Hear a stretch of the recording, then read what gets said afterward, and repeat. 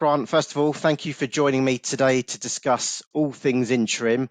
As someone that's worked in the interim world a long time now, hopefully your views and your insight that you can share with people throughout the next sort of 15 minutes or so really helps people make a decision on whether they want to embark on an interim career or not. Just by ways of introduction, for anyone tuning in, listening or watching, my name's Kieran Adie. I've been with Stanton House now for 13 years. I manage our interim practice for accounting and finance, and I've only ever recruited interim across various markets and have done probably for close to 16 odd years now, and I've got the grey hairs to show it as well. I'm joined today by Grant, who's a seasoned finance professional and someone I've had the pleasure of working with probably for a good 6 or 7 years now, Grant. But yeah, I'll pass over to you just to give a high-level overview on your background.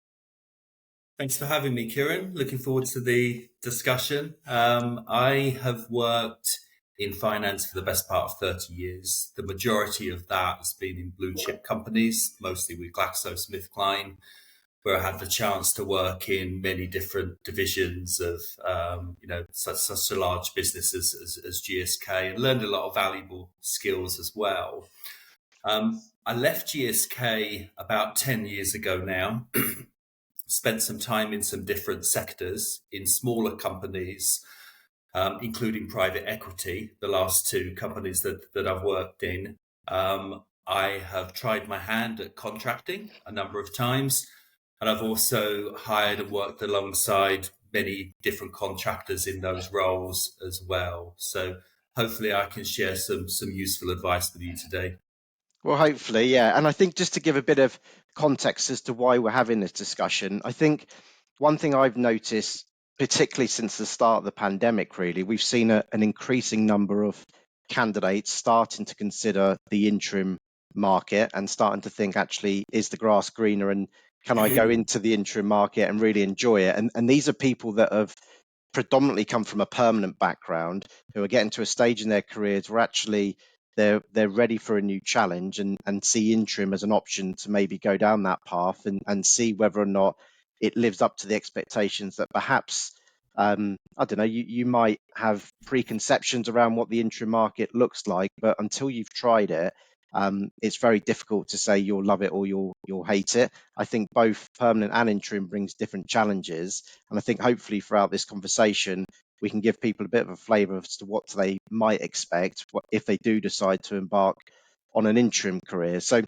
I guess a good starting point, Grant, might be after such a long and successful career with GSK, like you mentioned, what was it that attracted you to the interim market, first of all? I think for some people, Kieran, it's kind of a lifestyle decision that they make, a question of, do you want to be working for 48 weeks of the year? There may be situations where you take a shorter term view as well. So if you've spent so many years in one company, maybe you want to experience some different organizations in different sectors, different roles. I certainly didn't have the fortune of being in the position where I didn't need to work all year. Those that are. For me, it was more of a choice in my career direction. So as I was kind of looking at jobs after GSK, you kind of have the opportunity and you have to assess what your value proposition is. So I'd been lucky enough at GSK to get some really good experience of transformation projects, such as building shared services, lots of reorganization, systems implementations, etc. And I kind of thought that if I wanted to specialize in those areas and develop my skills more to increase that value proposition, the contracting would be a very useful route to do that.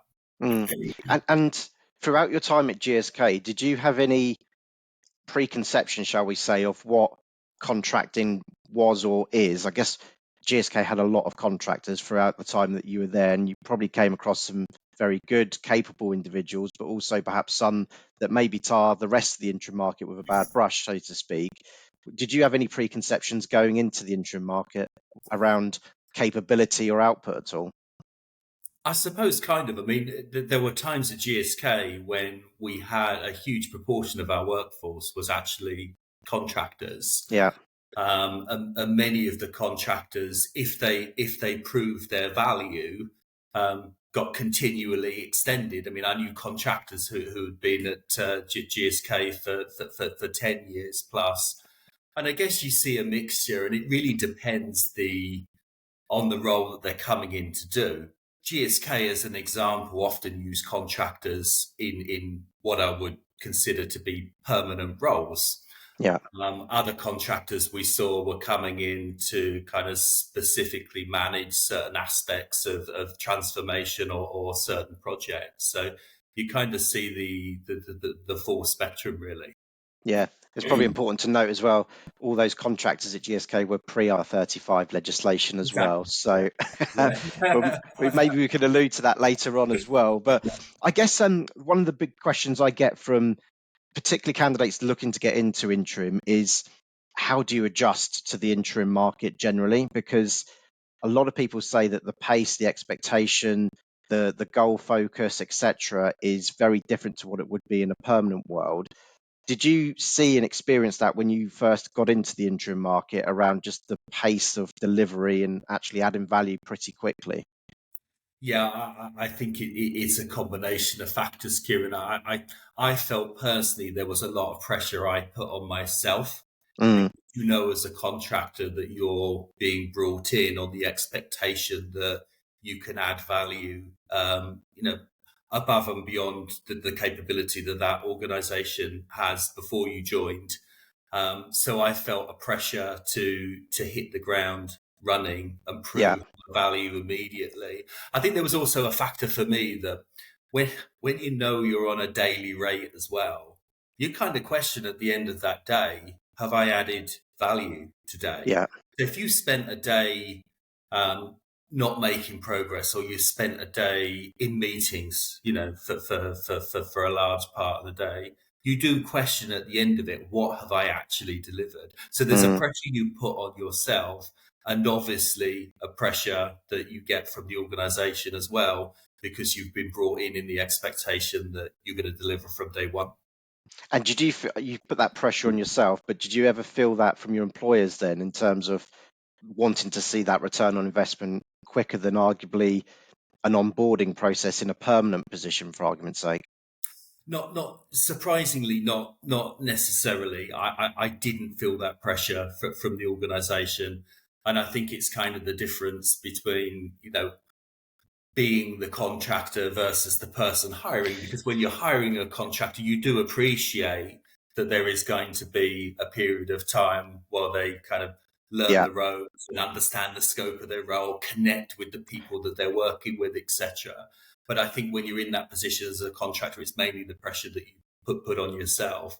I think what is really important is that you are communicating more than you might do in a permanent role on what you're doing, the progress that you're making, what the status is of the work that you're performing. yeah. And you just mentioned something there which made me think around some of the challenges that I think some interims face as well is that communication and stakeholder management because I've worked with a variety of businesses where I think the view and perception of contractors generally is not always a positive one. And I think then how do you go about actually building senior stakeholder relationships when they know you're a contractor? And you obviously need to facilitate those relationships to deliver the job that you've been brought in to do. Have you ever felt any sort of challenges or resistance from employers where they've just viewed you as a contractor and perhaps haven't given you the time or investment perhaps that they would if you were a permanent employee?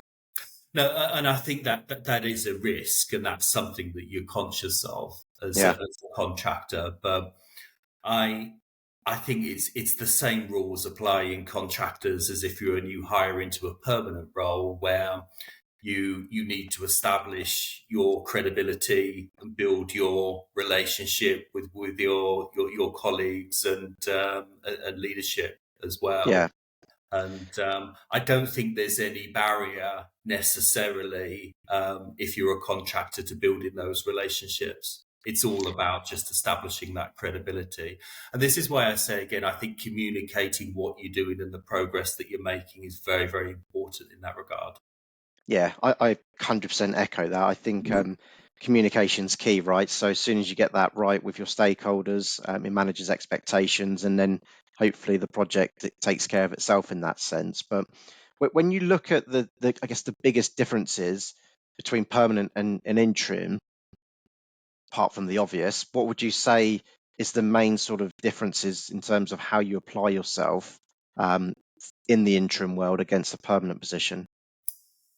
I think, and I said it already, it's that short term assessment that you make of yourself and the value that you're adding. It's that kind of, I got an extra motivation and energy every day that I was contracting because of the daily rate factor. But also, I knew I was brought in, as you very often are as a contractor, to deliver kind of on a very specific objective Yeah, or project, which in some ways is a lot more kind of tangible and measurable than if you're in a permanent role just in a sort of monthly cycle.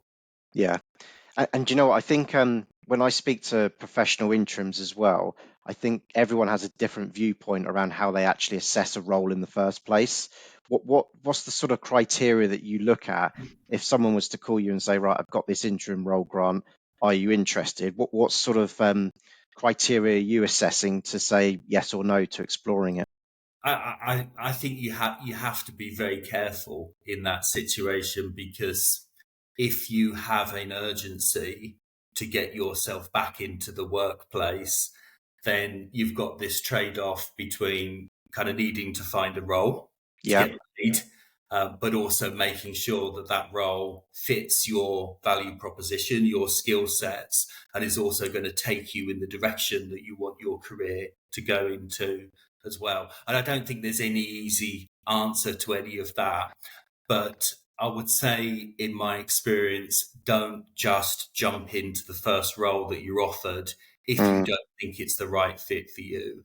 And yeah, also, if you do take yourself down a career path that's not your long term direction, it's very easy to get typecast and mm, difficult to get back to the pathway that you want to be on as well. yeah. Do you know what? That's very true. And I think a lot of the sort of criteria that people look at, whether it's the actual scope of the role itself and whether you feel you can add value and still learn from going in to deliver that type of project, or the location, which is again the hybrid policy these days opens up the geographical remit a bit further to some people. And clearly, people get into interim for the day rates and the financial upside as well. Um, and then it comes down to your own personal motivators around the Yeah. business, the sector, etc., and where you want to take your career. So there's a variety of things I think people assess, but you're absolutely right, that will vary from one person to the next, and there's no one size fits all, No, unfortunately. you're not always going to find like the perfect role for your career direction. And you obviously, variety is one of the benefits of being the contractor. But I just think, if you've got experience on your CV that, for instance, shared service, I've done a lot Mm, of shared service work in the past. Now, that's not something that I want to do in the future. But if under pressure I was offered a role shared service, I know that I can do that. yeah. That may be to the detriment of where you progress to in the future. Yeah, no, that makes sense. And I think we just touched on it as well, but we hear that phrase work-life balance, and I probably hear it a million times throughout the year. And I think what does work-life balance actually mean in your view as a contractor? Um, there's two sides to this. I mean, in theory, when you think about contracting, if you get yourself into a situation where you can take a break between jobs, Mm, that's great. I think for a lot of people that are contracting, you've got to be prepared to compromise as well, yeah. especially if you are being brought in for a specific assignment or a specific deliverable. I think also there's a factor when your daily rate paid as Mm, well. that you kind of weigh up the cost of your holidays in a slightly different way as well. But it is massively important that you do plan and that you do take time off because, you know, contract roles, as can permanent roles, can be, you know, pretty exhausting, and you've got to take care of yourself as well and make sure that you get the right amount of breaks. Do you know what, this is probably the biggest challenge I think interims face is time is money, right? So Yeah. when you take time off, you don't get paid for it, and like you say, planning holidays, but you're essentially losing your day rate and paying for your holidays. So it's almost like a double whammy. And I think the nature of the beast of interim is, let's say it's a 6 month contract, you might take a week or so off in that 6 months. Then the client recognizes you're doing a great job and says, Grant, we want to extend you further. Then you're in the dilemma, then, right, okay. And then all of a sudden, that 6 months becomes 12, and actually you haven't had a break. And, you've got to be really disciplined, I think, to take time out and accept that when you do contracting, you have to take time out and it will cost you money, essentially. So And I it's, think I think that's something you learn, Kieran. The longer that you're a contractor, you realise that you know you have to manage yourself as well in yeah. that way. And I guess just one question around sort of the contracts that you do and undertake. How do you measure whether it's been a successful assignment from your perspective? I think in any job, you know whether you're being successful or not. Mm, Contracting, maybe, as I said, because sometimes the assignments that you get are easier to manage if it's a project with an implementation at the end of it. You know, the classical things as well, you know, the feedback that you get. But as a contractor, I mean, one big measure is, are you asked to take an extension, or do you get the offer of a permanent job as well? I mean, that's a clear sign that things have gone well. yeah. Well, you've had a couple of examples of that I've had, yourself. I've had So, two examples of that, yeah. and I guess the challenges, I mean, there's a lot of legislation that's been implemented over the last few years, IR35 being one. How much, I don't know, openness and readiness to interims or candidates that want to explore the interim market have to go into it thinking, right, IR35, professional services company, limited company, insurances, business back. How much due diligence do you think people need to go into just to prepare themselves for the interim market? More than I did, Kieran, for sure, because I've kind of had two experiences. One when the first contract role Yeah. that I took, and in a mad hurry, I was setting up this limited company, which does, especially if you're starting work at short notice as well. uh, Mm, you know, does take quite a lot of effort and a lot of time. Having set the limited company up, I then got offered a permanent role and had to dissolve it, you know, yeah. after 6 months. So I think first of all, kind of think about what the long term aspiration is for you. If you're going into a contract role, almost like a, you know, try before you buy, with the aspiration of that becoming permanent, then setting up a limited company might not be the right option for you. Yeah. If you're adamant you are going to be a career contractor, then you know, probably setting up a limited company and investing that time up front might be the right thing. So Yeah. take the advice and think about what your long term aspiration is. Yeah, I think that's spot on, because I think if it's a short-term contract, there's a trade-off then against going through all the administration of setting up your own limited company versus actually operating maybe on a PAYE basis or via an umbrella company that can take a lot of the administration away from you. If your longer term plan is to become a professional interim, then perhaps going down the professional services company, limited company route might be a better approach. But my advice is always to seek advice as well. Interims have got lots of partners out there that they can lean on to get support and insight from, just to help them make the right call. No, I would echo that, and I've also had the experience of kind of, I guess, the polar opposite approach, which is going to an umbrella company, have them do everything for you, which Yeah, takes all of the stress out, but of course you give some margin away as well. yeah, exactly. And just to I guess wrap up then, Grant, what advice would you give someone who wants to get into the interim world? What's your top three pieces of advice? I think consider very carefully the direction that you want your career to go in. So, what is it that you want to specialize in? Because typically, as a contractor, you want to build yourself kind of a niche set Mm, of skills and experiences. So, consider very carefully like what your kind of objective is for your development. I think also consider what this means from a lifestyle and security point of view as yeah, well, because you are in a very different environment, and think about, how it's going to feel for you if you've got short-term assignments, you've got gaps in between. Um, do you have the security to manage yeah, that? But also, is that a pressure that you want to put on yourself? Um, but I think the other thing, at some point in your career, you should try it as well, because it's one of these things that you kind of don't know whether it works for you unless you yeah. try. A lot of people who have worked in bigger organizations and kind of actually feel as though they'd like to be less entangled in the culture and the politics of an Mm, organization, which you are in a permanent role. So there is a kind of freedom that you have when you're a contractor, and you don't know, it might suit you. So I think it's one of those things that's great to try as well.